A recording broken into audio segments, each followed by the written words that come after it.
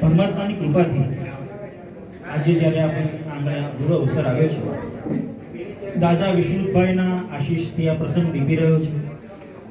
સાથે સાથે સ્વર્ગમાંથી દાદીમાં નાના નાની પણ અમી વર્ષા આશીષની કરી રહ્યા છે. અવસર છે મિની દીદી અને ઋષિજીજુના મંગલ પરિણય. જીવનમાં એક નવા અધ્યાયની શરૂઆતનો આજનો લાવો છે શુકનવંતી મહેંદી રસમનો. આપણે અનુભવીએ છીએ કે દીકરીઓ ખૂબ ઝડપથી મોટી થતી જાય છે. ઘણીવાર આપણને એમ લાગે કે ભગવાન આ સમયની જે ઘડિયાળ છે થોડી પાછળ કરી દે તો બહુ સારું. હા, અમે દીકરીઓ ખૂબ જ ઝડપથી મોટી થઈ જઈએ છીએ કારણ કે અમે તમારું વધારે ધ્યાન રાખી શકીએ. સાચી વાત છે. પપ્પા જ્યારે થાકીને ઘરે આવે સાંજે ત્યારે દીકરી એમ પૂછે કે પપ્પા તમે આવી ગયા? ફક્ત આટલું વાક્ય, દીકરીનું આટલું જ વાક્ય પપ્પાના આખા દિવસનો થાક ઉતારવા માટે પૂરતું છે એવું લાગે. કહે છે કે જે ઘરમાં ઘુઘરીયાનો રણકાર અને મહેંદીની મહેક, જે ઘરમાં ઘુઘરીયાનો રણકાર અને મહેંદીની મહેક બંને નસીબ થયા છે ને, એ ઘર પર ઈશ્વરની થોડી એક્સ્ટ્રા કૃપા છે. પણ હજી તો દીકરીના પગની ઘુઘરીઓ, રણકાર અને ખાલી વાતોના પડઘા શમ્યા નથી હોતા ત્યાંના દીકરીના હાથમાં મહેંદી મૂકવાનો સમય આવી જાય છે. સાચી વાત છે. હજી તો મને એ દિવસ યાદ આવે છે આજે, જેમ ભરતભાઈએ કહ્યું કે અમે સાથે જ LICમાં છીએ અને અમે સાથે રહેતા હતા, પહેલાં એક જ ફ્લેટમાં રહેતા હતા. અને મીડીનો જે દિવસે જન્મ થયો ને એ દિવસ મને આજે યાદ છે. અમે LICમાં એક જ બ્રાન્ચમાં હતા અને સવારે એણે નીચેથી બૂમ પાડી. અમે સેકન્ડ ફ્લોર પર રહેતા હતા, ભરત ગ્રાઉન્ડ ફ્લોર ઉપર. એટલે એણે મને બૂમ પાડી કે આશુતોષ. હું ગેલેરીમાં ગયો, હું શેવિંગ કરી રહ્યો હતો. I still remember that moment. હું શેવિંગ કરતો હતો અને ગયો, મને કહે છે કે આ રીતે દીકરીનો જન્મ થયો છે, હું કપડવંત જઉં છું. તો એ દિવસ હજી કાલનો જ હોય અને આજે મહેંદી મૂકવાનો દિવસ આવી ગયો.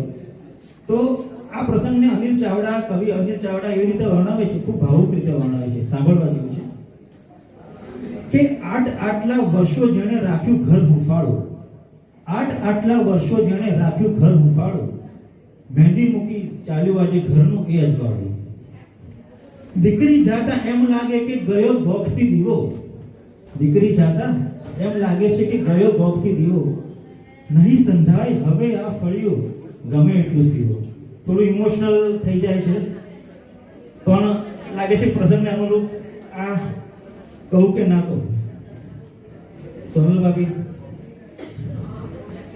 જેની પગલી પડતા ઘર થઈ જાતું રજવાડું, જેની પગલી પડતા ઘર રજવાડા જેવું થઈ જાય છે, મહેંદી મૂકી ચાલ્યું આજે ઘરનું એ અજવાળું. મહેતા પરિવારના રજવાડાનું અજવાળું એટલે મિલી, ડેડીના કાળજાનો કટકો અને મમ્મીની આંખનો તારો એટલે મિલી.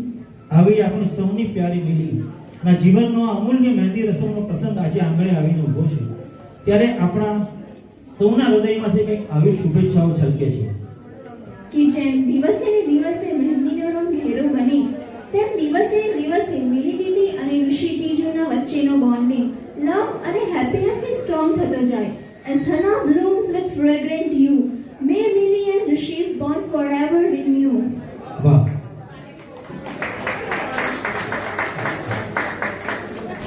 મહેંદી જેટલી ઘૂંટાય છે, જેટલી પીસાય છે, એટલો એનો રંગ વધુ નીકળે છે, એની મહેક વધારે નીકળે છે. મહેંદીનો આ સ્વભાવ છે. અત્યારે આપણે અહીંયા એકત્રિત થયા છે, સૌ એવું ઈચ્છીએ કે મિલી અને ઋષિના જીવનમાં દરેક મુશ્કેલીઓ પીસાતી જાય અને એમનું જીવન આનંદ અને હર્ષોલ્લાસના મેઘધનુષી રંગોથી મહેકતું રહે. ખાસ સોનલ ભાભી માટે કહેવાય છે કે એક માતા 100 શિક્ષકની ગરજ સારે છે. એક માતા 100 શિક્ષકની ગરજ સારે છે. ભગવાન દરેક જગ્યાએ ઉપસ્થિત રહી શકતો નથી, એટલે માતામાં એણે પોતાનો અંશ મૂક્યો છે. એટલે માતા સતત સાથે રહીને બાળકનું ધ્યાન રાખી શકે. લાડકી દીકરી મિલીનો ઉછેર અમે જોયો છે, આપણે સૌ સાક્ષી છીએ. સંસ્કારોનું સિંચન ખૂબ સરસ રીતે સોનલ ભાભીએ કર્યું છે.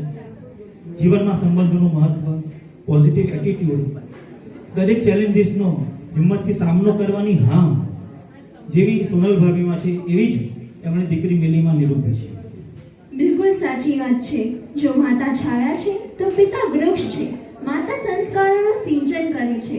જો માતા આંસુ સરીને ક્યાંક દુઃખમાં ભાગીદાર થાય છે તો પિતા આંસુ છુપાવીને, કહેવાય છે ને, માતા પોતાની આંખો પાછળ આંસુનું પર્સ રાખે છે તો પિતા હૃદયમાં ધરબાયેલો લાગણીનો ખજાનો. સાચી વાત છે. માતા આંસુ સારી શકે છે, પિતા લાગણીનો એક ખજાનો હૃદયમાં ધરબાવીને રાખે છે. પણ દીકરીને ભગવાન એક શક્તિ આપી છે, પિતાની આંખો વાંચવાની શક્તિ. કવિ તુષાર શુક્લએ પોતાની દીકરી વિશે આ એક લખેલું છે કવિતા. દીકરી જ્યારે સાસરે જાય છે અને વેકેશનમાં પાછી આવે છે અને પછી ફરીથી પરત જવાની જે ઘડી આવે છે ત્યારે પિતાનું હૃદય ખૂબ ભારે હોય છે, પણ એ દર્શાવી શકતા નથી. પણ દીકરી જાણે છે કે પિતાનું હૃદય તો અત્યારે ભારે છે, દુઃખી છે. વેકેશનમાં પિયર આવેલી દીકરીની એટલી બધી પ્રેમ છે કે એની બેગ આખી ભરી દીધી છે અને એ બધી વસ્તુઓની એક ઘટમાળ વણીને એક સુંદર કવિતા રચી છે, એ પણ હું શેર કરું છું. દીકરી કહે છે, દીકરીના ભાવ છે એમાં. વેકેશન માણીને જ્યારે પાછી હું જાઉં, વેકેશન માણીને જ્યારે પાછી હું જાઉં, પિયરની યાદ થકી મનમાં મલકાઉં, બેગની સાથે હું છાની છલકાઉં. બેગ જેમ છલકાઈ ગઈ છે એમ દીકરીના હૃદયમાં પણ દુઃખનો ભાવ છે, છૂટા પડવાનો ભાવ છે. એટલે બેગની સાથે હું છાની છલકાઉં, શોપિંગની સાથે હું સ્મરણોય લઈ જાઉં, પણ આંખોમાં આંસુ એમ લાવવાનું નહીં. દીકરી પપ્પાને કહે છે, આંખોમાં આંસુ એમ લાવવાનું નહીં પપ્પા, મને મૂકવા તમારે આવવાનું નહીં.